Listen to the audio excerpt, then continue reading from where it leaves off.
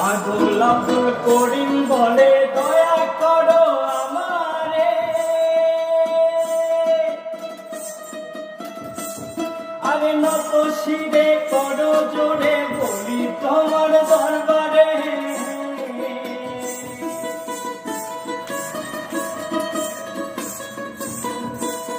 আরে পাগল আব্দুল করিম বলে দয়া করো আমারে, নত শিরে করো জোরে বলি তোমার দরবারে। ভক্তর অধীন হও চিরদিন থাকো ভক্তের অন্তরে।